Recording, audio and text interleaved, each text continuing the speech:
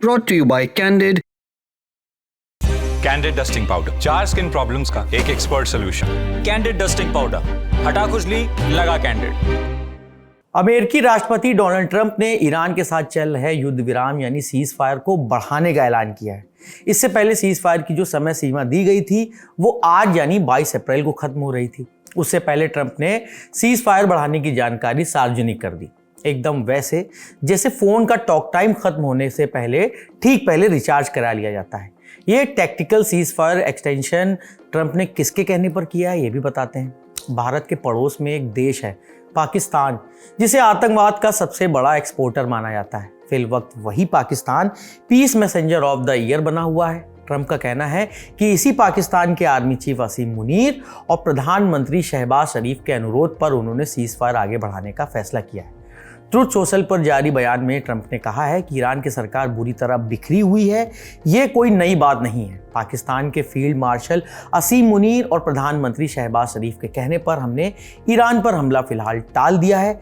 जब तक ईरान के नेता एकमत होकर कोई ठोस प्रस्ताव नहीं लाते तब तक हमारा ब्लॉकेट जारी रहेगा। सेना पूरी तरह तैयार है, हम सीज फायर को आगे बढ़ा रहे हैं।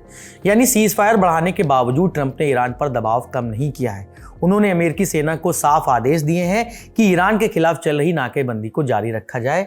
लेकिन यहाँ पर एक बात गौर करने वाली सामने आती है, जो ट्रंप पहले मैक्सिमम प्रेशर की नीति चला रहे थे, आज अचानक वही ट्रंप रुक जाओ भाई बात कर लो वाले मोड में आ गए हैं। शायद उन्हें इस बात का एहसास हो गया है कि ये जंग नित नई धमकियां देने जितना आसान नहीं है। हालांकि ट्रंप के इस नए दांव को शांति की पहल तो बिल्कुल भी नहीं कहा जा सकता।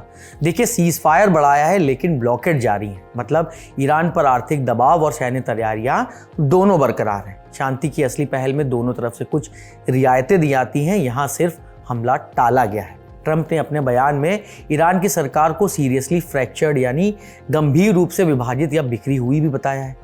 जानकार इसे रणनीतिक दबाव का हिस्सा बता रहे हैं। कूटनीति में से एक्सप्लॉइटिंग वीकनेस कहते हैं। ये ठीक वैसा ही है जैसे कोई ताकतवर खिलाड़ी मैच के बीच में दुश्मन से यानी सामने वाले खिलाड़ी से कहे तुम थक गए हो, अब हार मान लो।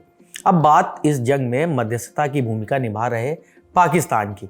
यहाँ के प्रधानमंत्री शहबाज शरीफ ने सीज फायर बढ़ाने के लिए ट्रंप का धन्यवाद किया है। शहबाज शरीफ ने एक्स पर जारी शुक्रिया संदेश में लिखा, मैं अपनी और फील्ड मार्शल असीम मुनीर की ओर से राष्ट्रपति ट्रंप का हार्दिक आभार व्यक्त करता हूं कि उन्होंने हमारे अनुरोध को स्वीकार करते हुए युद्ध विराम को बढ़ाने की कृपा की, ताकि चल रहे कूटनीतिक प्रयास अपना असर दिखा सकें।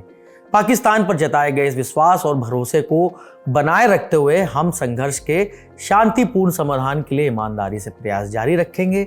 मैं आशा करता हूं कि दोनों पक्ष युद्ध विराम का पूर्ण रूप से पालन जारी रखेंगे और इस्लामाबाद में निर्धारित दूसरे दौर की वार्ता के दौरान एक व्यापक शांति समझौता कर सकेंगे, जिसमें इस संघर्ष का स्थायी समाधान निकल सके। इस संदेश में अगर शरीफ साहब ये भी बता देते कि ये दूसरे दौर की वार्ता होगी कब, तो चीजें और साफ हो जाती, क्योंकि इस्लामाबाद में पिछली बैठक घंटों तक चली थी लेकिन रही थी बेनतीजा।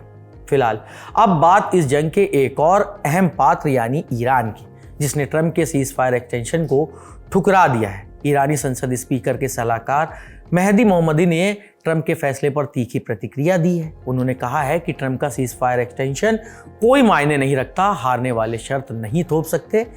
ये बयान मतलब साफ दिखाता है कि ईरान इस पूरे मामले में झुकने के मूड में बिल्कुल नहीं है। दूसरी ओर ईरान की तस्नीम न्यूज़ एजेंसी की रिपोर्ट बताती है कि ईरान ने सीज फायर की मांग नहीं की थी। ये भी बताया है रिपोर्ट में कि जब तक अमेरिका अपना ब्लॉकेट नहीं हटाता तब तक ईरान स्ट्रेट ऑफ हॉर्मुज नहीं खोलेगा और अगर ज़रूरत पड़ी तो मिलिट्री एक्शन से ब्लॉकेट तोड़ देगा। ईरान के विदेश मंत्री अब्बास अराक्ची ने भी नौसैनिक घेराबंदी को एक्ट ऑफ वॉर करार दिया है। यानी ट्रंप अपनी डील मेकर इमेज बचाने की कोशिश में लगे हैं। नया नवेला शांति दूत पाकिस्तान दुनिया के नक्शे में अपनी अहमियत बढ़ा रहा है और ईरान है कि हार मानने को तैयार नहीं है। अब इस जंग से क्या निकल कर आएगा या जो भी अपडेट्स आ रहे हैं हम आप तक यूं ही पहुंचाते रहेंगे। शुक्रिया।